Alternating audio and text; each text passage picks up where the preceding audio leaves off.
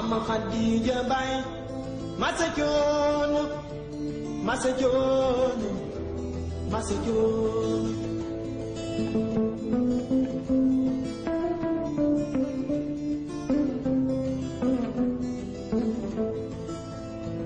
Mama Khadija Bay. Je m'appelle Élise et je vis à Bruxelles. Je suis venue faire le stage ici. C'est Latif Oumache, je suis originaire de Bruxelles en Belgique. Mes parents sont marocains.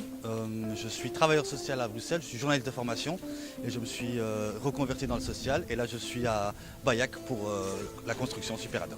Bonjour, je m'appelle Maïté Debris, je viens de Belgique, j'habite à Bruxelles et je fais partie de je suis le stage organisé par Freedom pour apprendre à construire des dômes en Super Adobe. Moi c'est Alexandre Régal, je suis né à Paris mais je vis un peu partout dans le monde, notamment de l'autre côté de l'océan Atlantique, dans la Caraïbe, Martinique, République Dominicaine, Guadeloupe et des pays caribéens. Et du coup l'idée elle est vachement intéressante parce que c'est aussi des pays en voie de développement, donc on manque énormément en fait de moyens humains, c'est-à-dire même vivre dans des conditions décentes, c'est compliqué, on se demande où va l'argent. Donc voilà, en fait c'est des moyens simples pour en fait concrètement on est en train de prendre de l'avance pour l'humanité. Voilà, on est en train de prendre de l'avance pour tous ceux, voilà, on essaye de construire autrement pour construire un monde aussi autre. Parce que ça part un peu en cacahuète, on n'ira pas bien loin comme ça. Je suis Océane, je viens de Marseille. Je suis venue participer au projet de projet en Adobe, de construction en Adobe, pour pouvoir le faire chez moi dans les Pyrénées, sur un terrain qu'on vient d'acquérir avec ma famille.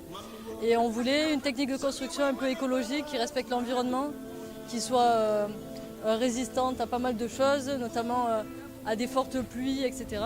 Et pas très cher parce qu'on a déjà investi beaucoup dans l'achat du terrain. Donc c'était une option viable pour nous. Et Aïssa qui travaille avec moi m'a parlé de ce projet au Sénégal. Donc je suis venue ici pour la première fois voilà, pour participer à l'atelier. Abdelhakim Benata, je suis venu de l'Algérie. En fait, je suis intéressé par cette méthode de construction. Ça fait quand même un an parce que quand j'ai trouvé l'association mère qui est basée aux États-Unis. Et par la suite, j'ai eu l'occasion de rencontrer Naïl et EcoFreedom. Et il m'a parlé qu'il y aura une formation qui sera organisée au Sénégal. J'étais très intéressant et c'est pour ça que je suis là. Ça m'intéresse beaucoup cette méthode parce que très simplement, c'est une méthode qui est éco par rapport à notre environnement. Et par rapport au coût aussi, elle ne coûte pas très cher, donc ça peut être aussi, on va dire, faisable pour la classe moyenne et même la classe qui n'ont pas les moyens de construire leur maison. Rostom Bouzid, je suis d'origine, je suis de nationalité algérienne et je suis venu ici pour apprendre la technique du Super Adobe. Parce que moi, en fait, je suis dans le tourisme saharien.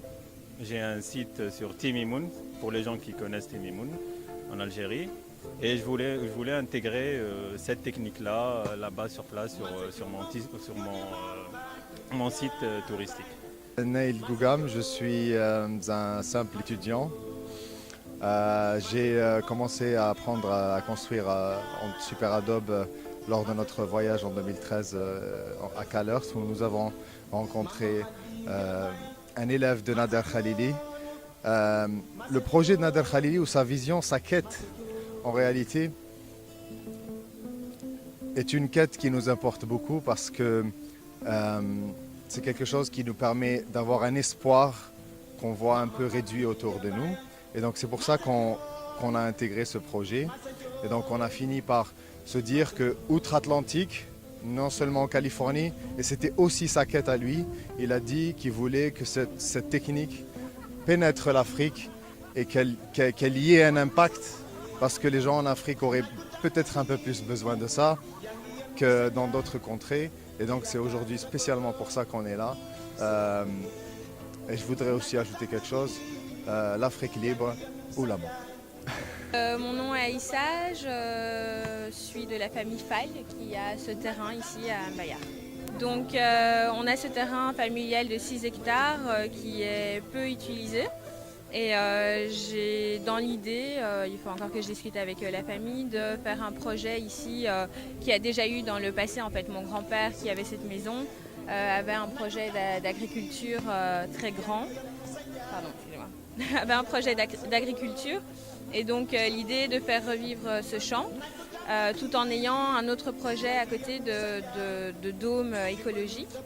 Et donc il y a 1 an et demi, je cherchais des formations à faire dans le domaine de la construction écologique et spécialement en terre. Et je suis tombée, après plusieurs recherches, sur cette technique de dôme donc en super adobe qu'on vous a expliqué juste avant. Et j'ai découvert le site EcoFreedom qui a été réalisé par Neil et Laura. Et puis j'ai pris contact avec eux et 2 mois plus tard, il y avait une formation en France que j'ai suivie. Une formation courte et j'ai adoré la technique parce que simple, parce que durable, parce qu'écologique. Parce que rapide, parce que respectueuse de l'environnement. Et l'idée a germé dans ma tête de les faire venir au Sénégal, parce qu'au Sénégal, on a tout en fait, mais il y a certaines matières qui sont dévalorisées par rapport à d'autres, alors que la terre, ce qu'on a ici sur les sols, est tout à fait bien, en fait, voire plus que bien, pour construire tout, en fait, pour tout avoir. Donc je leur ai proposé de venir au Sénégal, ils ont tout de suite accepté et puis voilà, un an plus tard, nous voici sur ce chantier. Comment se passe l'expérience Ici ?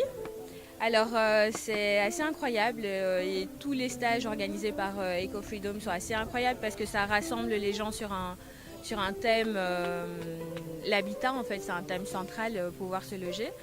Et donc là, il y a des gens d'un peu partout qui sont venus. Donc on a des gens d'Algérie, on a des gens de Belgique, de France, de Suisse, du Sénégal. On aurait voulu en avoir plus, mais on a eu du mal à communiquer sur la technique. Et du coup, c'est beaucoup d'idées qui germent un peu partout. On découvre les contraintes qu'il y a dans différents pays, la culture de différents pays. On travaille la terre aussi, ça fait du bien en fait de travailler la terre, de connaître la terre, de connaître l'environnement, de savoir que tel arbre c'est un citronnier, que tel arbre c'est un manguier, etc. Et qu'est-ce qui pousse autour, comment est la terre, de quoi est constituée la terre. Donc c'est vraiment en une semaine, de un, on a un résultat concret qui est un dôme qui sera fini dans 5 jours en fait. Ça a l'air d'être le début, mais on va carburer. Il y a aussi la chaleur, on n'est pas forcément habitué. Et donc oui, c'est tout un mélange de culture, d'envie, d'expérience de vie, de philosophie aussi. Personnellement, vous allez pérenniser ce projet ici au Sénégal. Quelles sont vos ambitions sur le plan personnel? J'aimerais bien que cette technique soit connue beaucoup plus largement, parce que moi j'ai vraiment dû chercher pour trouver cette technique au Sénégal, mais aussi un peu partout, que ce soit en Europe, aux États-Unis. Et que les gens puissent aussi être en mesure de construire leur habitat facilement. Et moi personnellement, j'aimerais bien construire quelques dômes avec l'aide de personnes motivées qui auraient aussi appris la technique et perpétuer aussi cette connaissance en fait à travers le temps. My name is Human Fazli and I'm here as the lead instructor of this workshop you see taking place. This is what I've dedicated myself to doing, and I do it all year round in different places in the world. The overall goal is to train as many people as possible and empower them to do this work on their own. What we do is not build buildings, we train trainers, and we teach people that it's possible to work with nature and to build in harmony with nature. And Africa has always been very close to my heart, and any opportunity to come here is an honor and a pleasure. It's my first time in Senegal, and I really hope that it won't be the last, and I hope that this small workshop could be the beginning of other more impactful projects in Senegal and everywhere in Africa, I hope. Le but en fait final de tout ça, c'est d'essayer de faire en sorte que le maximum de personnes apprennent à construire Donc finalement, on ne fait pas des chantiers, on ne construit pas des constructions. Ce qu'on fait, c'est qu'on entraîne des entraîneurs pour que le maximum de personnes puissent aller à travers le monde et diffuser ce savoir. Et il dit, je suis ici au Sénégal pour ce petit atelier, mais il espère que ça ouvrira la porte à des projets beaucoup avec de plus grands impacts. Et il dit, l'Afrique a toujours tenu une grande part dans mon cœur. Et dès que finalement, à toute opportunité que j'ai eue de travailler en Afrique, je ne l'ai jamais raté. These are the simplest material that you can imagine. Donc, il dit, c'est les plus simples matériaux qu'on peut imaginer. Donc de la terre, des sacs.